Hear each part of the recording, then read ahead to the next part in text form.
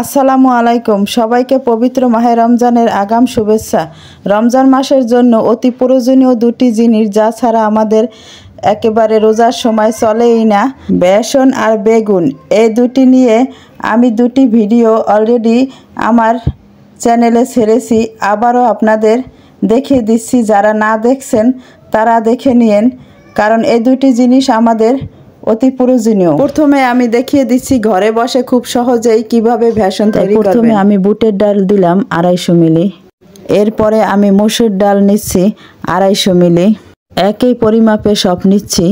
আবার নিচ্ছি বড় ডাল বা মটর ডাল বলে যে যেটা বলে, এটাও নিচ্ছি এই 250 মিলি। আর 1 কাপ নিচ্ছি খেসারির ডাল। এরপরে আবার নিচ্ছি পোলার চাল 1 কাপ। এখানে আমি এই 250 মিলি কাপের সবগুলো নিয়েছি, এই একই মাপের সবগুলো। এখন আমি হাত দিয়ে ভালোভাবে মিক্স করে নিচ্ছি। এরপরে এগুলো আপনাদের সুবিধা অনুযায়ী ধুয়ে নিতে পারেন। যাদের রোদের ব্যবস্থা আছে তারা ধুয়ে শুকিয়ে বেসন তৈরি করে নিতে পারেন। আমি রোদে দেব না, রোদের ব্যবস্থা আমার নাই, তাই আমি এখন একটা পরিষ্কার কাপড় দিয়ে এগুলো খুব ভালোভাবে মুছে নিচ্ছি। এই যে দেখেন প্লেটে একটু ধুলোর মতো লেগে আছে, তাই এর মধ্যে একটু হালকা ধুলো আছে, মুছে নিলেই হবে। আর বাজারে তৈরি কেনা বেসনগুলো ওরা অত ভালো মানের ডাল দেয় না, আর দেখা যায় যে অস্বাস্থ্যকর পরিবেশে তৈরি করা হয়। তাই আমরা বাসায় বসে স্বাস্থ্যকরভাবে এগুলো নিজেরাই তৈরি করে নিতে পারি, এতে আর আমাদের স্বাস্থ্যের ঝুঁকি থাকলো না।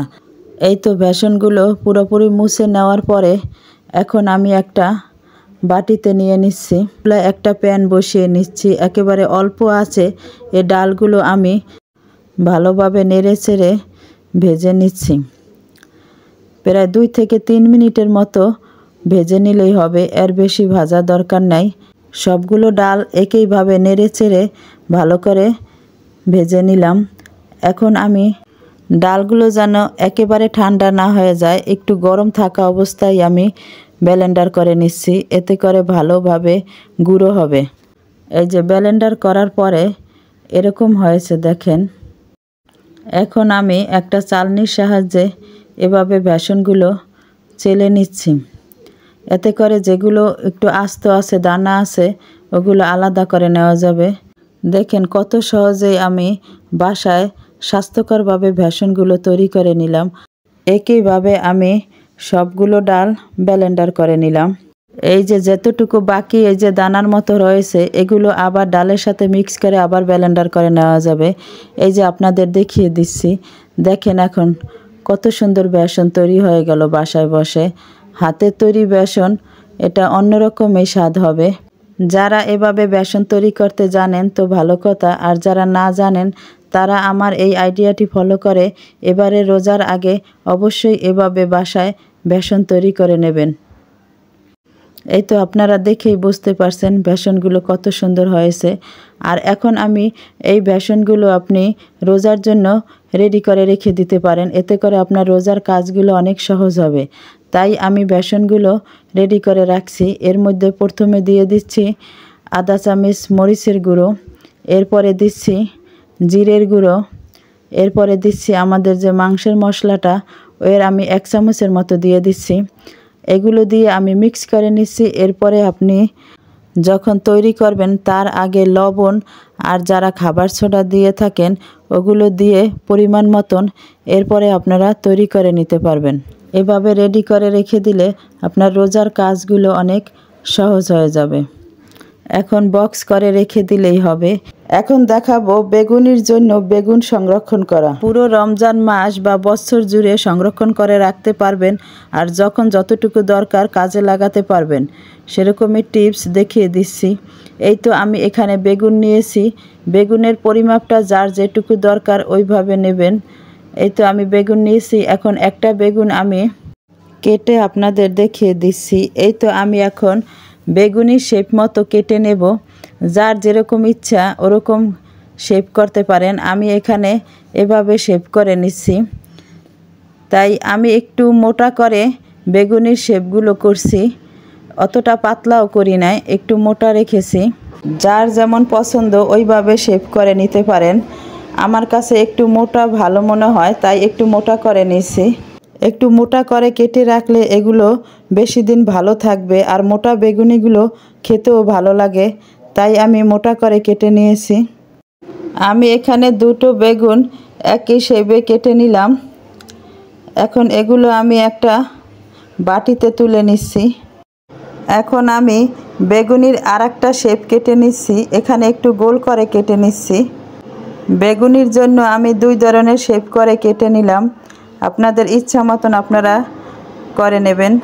এখন আমি কেটে রাখা বেগুনগুলো কিভাবে সংরক্ষণ করে রাখছি, তাই ভিডিওর সাথেই থাকেন, তাহলে বুঝতে পারবেন। এখন আমি পাত্রে পরিমাণ মতো পানি নিলাম। এর মধ্যে আমি দিয়ে দিচ্ছি আমরা যে খাবারে হলুদ ব্যবহার করি, সেখান থেকে আধা চামচের মতো হলুদ দিচ্ছি। হলুদের গুঁড়ো আমি পানির সাথে ভালোভাবে মিক্স করে নিচ্ছি।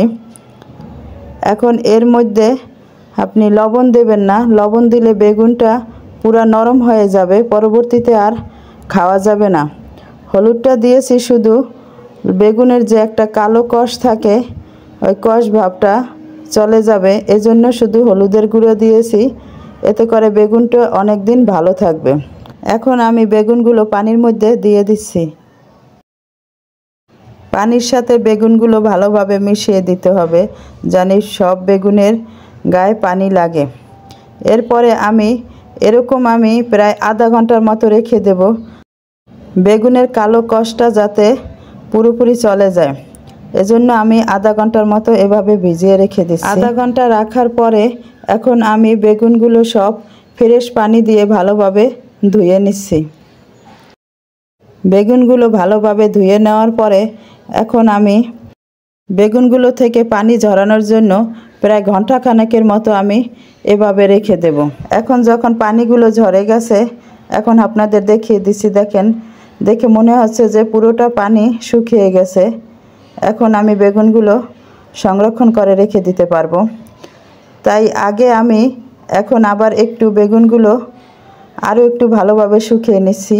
এই যে এখানে আমি একটা প্লেট নিলাম, এর উপরে আমি একটা টিস্যু ছড়িয়ে দিচ্ছি।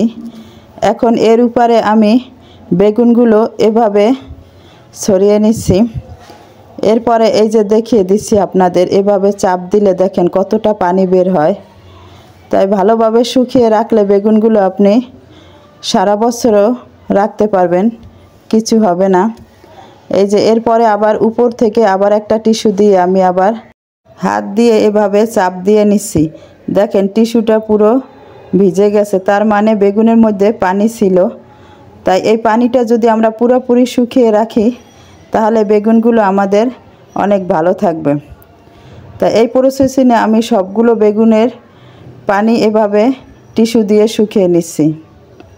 এখন আমি বেগুনগুলো একটা বক্স করে রেখে দেব ডিপ ফ্রিজে। টিস্যু ব্যাগ এভাবে বক্সে নিয়ে এখন বেগুনগুলো সুন্দর এভাবে সাজিয়ে রাখছি। এরপরে আবার একটা উপরে এই যে শপিং ব্যাগের এক টুকরা এভাবে দিয়ে দিলাম। এখন আবার রেখে দিচ্ছি, লেয়ার সিস্টেম করে রাখছি। এতে করে আপনার সুবিধা হবে, যখন যতটুকু দরকার হবে ততটুকুই বের করে নিতে পারবেন। আর যখন এগুলো ব্যবহার করবেন, ফ্রিজ থেকে বের করে সাথে সাথেই যেটুকু দরকার অতটুকু নেবেন। এরপরে বক্সটা সাথে সাথেই ফ্রিজে রেখে দেবেন। এতে করে আর কোনো নষ্ট হবে না, বেগুনগুলো ভালো থাকবে। একই প্রসেসিংয়ে আমি দুইটা বক্সে রেখে দিচ্ছি। রমজান মাসের জন্য অতি প্রয়োজনীয় দুটি বেগুন আর ভেষনের ভিডিও আজকে আপনাদের মাঝে শেয়ার করেছি। আশা করি এই ভিডিওটি আপনাদের অনেক উপকারে আসবে। সবাইকে রমজানের আগাম শুভেচ্ছা জানিয়ে এখানেই শেষ করছি। আসসালামু আলাইকুম।